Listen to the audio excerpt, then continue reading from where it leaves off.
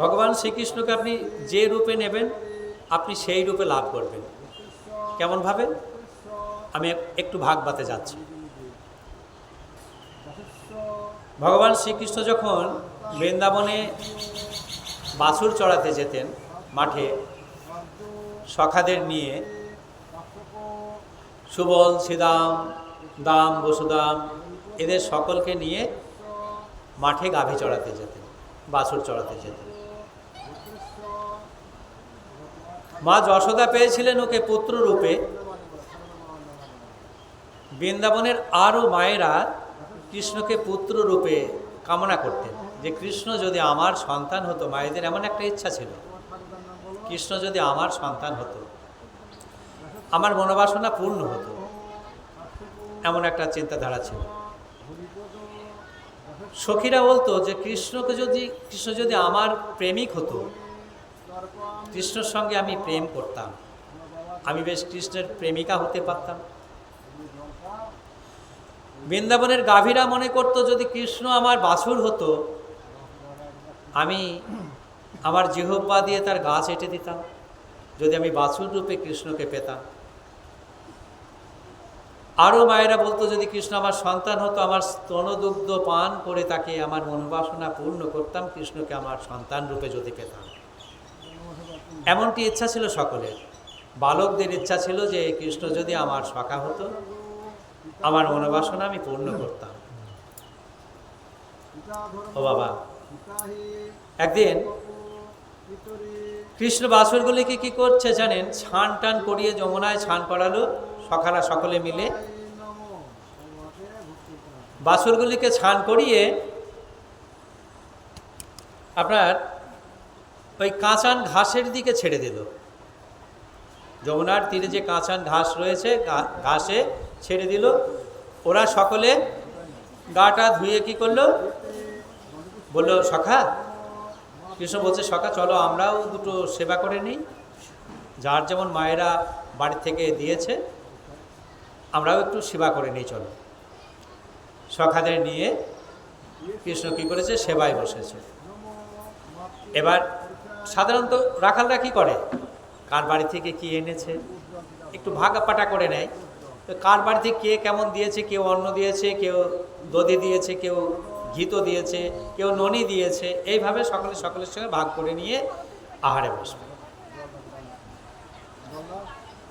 এবার হঠাৎ করে একজনের খেয়াল গেছে, নজর গেছে, বাছুরগুলিকে তো দেখা যাচ্ছে না। বাছুরগুলি তো ওখানে ঘাস খাচ্ছিল, তাদের তো দেখা যাচ্ছে না। ও বাবা, মন দিয়ে শুনবেন, দেখেন। বলছে কৃষ্ণ বাছুরগুলো কোথায় গেল? দেখা যাচ্ছে না তো। এখন কৃষ্ণ হচ্ছে এদের দলনেতা। বলছে তোমরা সকলে আহার করো, সেবা করো, আমি দেখে আসছি বাছুরগুলো কত দূর গেল। কৃষ্ণ গেছে বাছুরগুলোকে দেখতে। এবার অনেক সময় কি বলে জানেন তো, যে ভাত ছাড়া যায় তো স্বাদ ছাড়া যায় না। এখন কৃষ্ণ যখন চলে গেছে বন্ধুদের রেখে, বন্ধুরা চুপ করে বসে আছে, না খেয়ে সেবা করছে না, বসে আছে। আর কৃষ্ণের হাতে অন্যের গ্রাস আছে, ও নিয়ে উঠে গেছে। কৃষ্ণ বন্ধুদের বাদ দিয়ে সেটাও আহার করছে না, সেবা করছে না, হাতের মধ্যে আছে খাবারটা। একটু দূরে গিয়ে কৃষ্ণ দেখছে কি বাছুরগুলোকে দেখা যাচ্ছে না। কোথায় গেল বাছুরগুলো? এখানে তো চোর ছিল, এখানে ছেড়ে দিয়ে আমরা তো সেবা করবো বলে গেলাম। এইটুকু টাইমের মধ্যে বাছুরগুলো কত দূরে যেতে পারে? আরেকটু কৃষ্ণ দূরে গেল, একটু জঙ্গলের মধ্যে গেল, বনের মধ্যে। ও বাবা, সেখানে গিয়েও দেখতে পেল না বাছুরগুলিকে। কৃষ্ণ অনেকটা খুঁজলো বাছুরগুলিকে। কৃষ্ণ মনে মনে চিন্তা করলো যে আমি একা খুঁজবো একদিকে, কিন্তু আরেক দিকে তো চলে যেতে পারে, সেদিক তো আমাকে তো আবার যেতে হবে। অতএব বন্ধুদের নিয়ে আমি সমস্ত দিকটাকে খুঁজবো, সমস্ত দিকে বন্ধুদের পাঠিয়ে দেব চারিদিকে। ও সেই মতো কৃষ্ণ আবার ফিরে আসছে কোথায়? না, যেখানে সকলে মিলে একত্রে বসেছিল সেবা করবে বলে। কি করবে বলে? সেবা করবে বলে। এসে দেখছে বন্ধুরাও নেই। বন্ধুরা যেখানে রেখে গেছে ওখানে বন্ধুরা নেই, গাভীগুলো মানে বাছুরগুলোকেও খুঁজে পেল না। ও বাবা, এখানে কৃষ্ণকে যোগেশ্বর নামের ডাকা হয়েছে, কিন্তু যোগেশ্বর যোগে বসে গেছেন, ভগবান যোগে বসে গেছেন। যোগের মাধ্যমে কি দেখতে পেলেন? বাছুরগুলিকে নিয়ে গেছে কে? ব্রহ্মা। ব্রহ্মা এসে হরণ করে নিয়ে গেছে। কেন না? ব্রহ্মা শুনেছে যে বৃন্দাবনে ভগবান নেমে এসেছে। ভগবান কে পরীক্ষা করার জন্য ব্রহ্মা কি করলেন? এই বাছুরগুলোকে হরণ করে নিয়ে গিয়ে গুহার মধ্যে রেখে দিলেন। কোথায়? না, পর্বতের গুহার মধ্যে রেখে দিলেন বাছুরগুলিকে। কৃষ্ণ যদি ভগবান হবে তাহলে তো দেখতে পাবে কোথায় আছে, ও খুঁজে নিয়ে যাবে। পরীক্ষা করতে এসছে কে? ব্রহ্মা। শুধু বাছুরগুলিকে নেয়, সখাদেরও নিয়ে চলে গেছে ব্রহ্মা, অর্থাৎ চুরি করে নিয়ে গেছে। এখন কৃষ্ণ মনে মনে চিন্তা করছে, ব্রহ্মা তুমি আর কোনো পথ খুঁজে পেলে না, শেষে আমাকে পরীক্ষা করতে আসলে এই চুরি করে, অর্থাৎ গরু চোর নাম নিলে, তুমি গরু চুরি নাম নিলে, আর কোনো পথ পেলে না আমাকে পরীক্ষা করার। মানুষ যে বলবে তুমি যে গরু চোর, তো বেশ ঠিক আছে, তুমি যখন গরু চুরি করেছো, চোর যখন বদনাম নিয়েছো, আমিও দেখব, কৃষ্ণ বলছে আমিও দেখব যে তুমি কতবার এই গরু চুরি করতে পারো, কতবার হরণ করতে পারো, আমিও দেখব। ও বাবা, ভগবান কি করলেন? যোগের মাধ্যমে সব সৃজন করলেন, বাছুর তৈরি করে ফেললেন। ভগবান কি না পারে? উনি তো সবই পারে। যা কিছু সৃষ্টি এই জগতে যা কিছু দেখছি সবই তো ভগবান শ্রীকৃষ্ণের সৃষ্টি। শ্রীকৃষ্ণ করেছেন এগুলা। আমরা যা কিছু দেখছি আমরা করেছি বলি না, আমরা কিচ্ছু করি না। সমস্ত কিছু ভগবানের সম্পত্তি। যেটা আমরা ভাবি আমার সম্পত্তি নয়, এটা ভগবানের সম্পত্তি। আমরা কিছুদিন ভোগ করতে এসেছি। যেমন শহরে গিয়ে যদি আপনি একটা ঘর ভাড়া নেন, সেই ঘর মালিককে যদি আপনি চটিয়ে রাখেন, ঝগড়া করেন, নিশ্চয়ই আপনাকে সেখানে রাখবে না। অতএব আপনার সঙ্গে ঘর মালিকের সঙ্গে সুসম্পর্কটাকে তো অবশ্যই রাখতে হবে, নাকি? তা আমরা এসেছি এখানে, আমার এই ঘরের মালিককে না? আমার গোবিন্দ ভগবান শ্রীকৃষ্ণ হচ্ছে ঘরের মালিক, আমার নয়। আমি যতই বলি আমার আমার আমার নয়। যদি আমারই হবে, আজকে আমার এই বাবা ফেলে চলে যাবে কেন?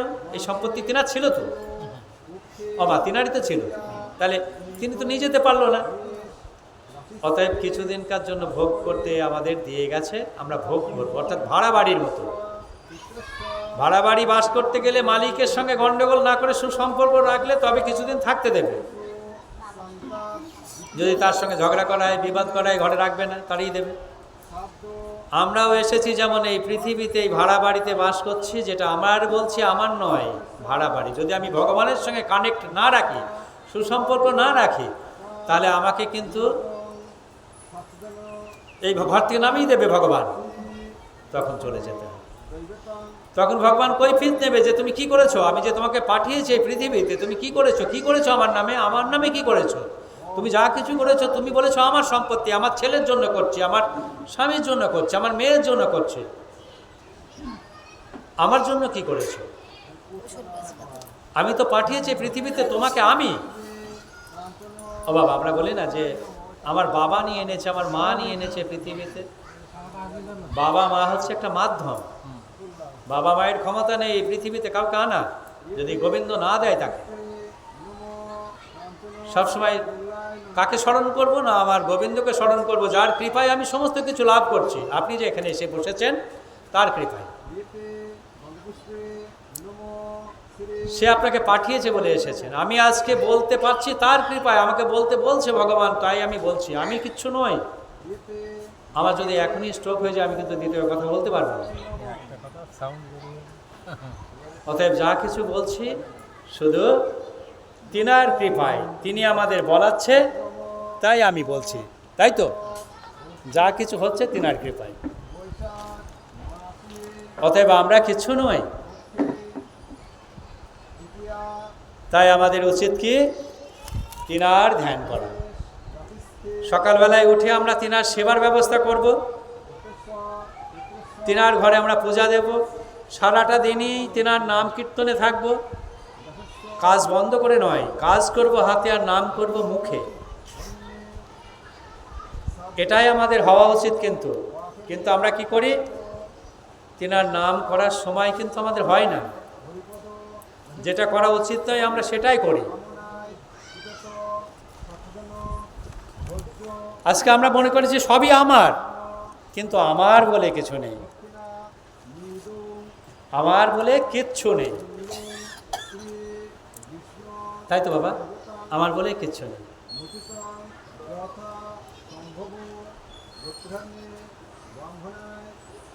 বলছে অন্তিম কালে যখন, মানে শেষের দিনে আমার নাম স্মরণ করতে করতে যে দেহ ত্যাগ করবে, তাকে আর এই পৃথিবীতে আসতে হবে না। তাহলে সারা জীবন যখন আমি আমার সংসারের চিন্তা করে গেলাম, আমার আত্মীয় ছেলে মেয়ে এই পরিজনের চিন্তা করে গেলাম, সেই সময় মরার সময় তার চিন্তা আসবে না মাথায়, তার চিন্তাটা আর মাথায় আসবে না। তাহলে কি করতে হবে, এখানে অভ্যাস করতে হবে। প্রথম থেকে আমাকে অভ্যাস করতে হবে যে ভগবানের নামের সঙ্গে আমার কানেক্ট হব, তবেই শেষের সময় তার নামটা আমার মনে আসবে, নইলে আমার মনে আসবে না। কিন্তু আর যদি শেষের সময় নাম না বলতে পারি, আমাদের আবার এই পৃথিবীতে এই সংসারে কুকুর রূপে নয়, বিড়াল রূপে, যে কোনো পশু রূপে, গাভী রূপে এই সংসারটাকে দেখার জন্য আসতে হবে। কিছু করার থাকবে না, শুধু দেখার জন্য যে এই বাড়ির মেম্বারগুলো কি করছে, শুধু দেখা, তাছাড়া কিচ্ছু করার ক্ষমতা থাকবে না। যেহেতু আমার সংসার চিন্তা করতে করতে আমি চলে গেছি, এই জন্য আমাকে আবার সংসারে পাঠিয়ে দেবে ভগবান।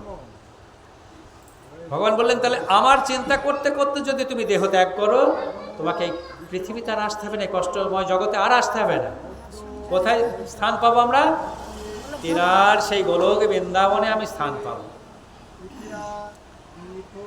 তাহলে আমাদের কোনটা করা উচিত, তিনার নামের সঙ্গে কানেক্ট হতে হবে। এই সংসারে আমাকে যতদিন রাখতে দিয়েছে ততদিন থাকবো, কিন্তু নামটা করব তার। সমস্ত কর্ম করব সংসারে, স্বামীর জন্য রন্ধন করব, ছেলেকে খাওয়াবো, সমস্ত কিছু করব, কিন্তু সব সময় অষ্টক্ষণ আমি নাম করব সেই ভগবানের, যার নাম করলে আমাকে আর এই কষ্টময় জগতে ফিরে আসতে হবে না। আমরা তার নাম করব। মা, কিচ্ছু নেই এই দুনিয়ায়, যদি থাকতো তাহলে আমার বাবাই কিছু নিয়ে যেত। এই যে যিনি চলে গেছেন, যিনার উদ্দেশ্যে কাজ হচ্ছে, তিনি নিয়ে যেত। এই মাধবপুর গ্রামে আমি এসেছি যার উদ্দেশ্যে পাঠ করতে, তাহলে তিনি কিছু নিয়ে যেতে পারেনি, যারা আছে তারাও নিয়ে যেতে পারবে না, সব ছেড়ে চলে যেতে হবে। কিন্তু নাম করলে নাম যাবে সঙ্গে। ভগবান বিচার করবেন না, একে যার জন্য পাঠিয়েছি, আমার নাম কীর্তন করার জন্য, আমার নাম করেছে, অতএব এর জায়গা আমার স্থানে একে দিতে হবে। গৌর হরি বল। আমি ঠিক সেই ধরনের একটা গুরুদেবের গল্প বলছি, কাহিনী বলছি, শুনুন, যে আমরা কি করলে সেই স্থানে যেতে পারবো, কেমন গুরু আমাদের ধরলে সেই স্থানে আমাদের পৌঁছাতে পারবো। আমি বলছি,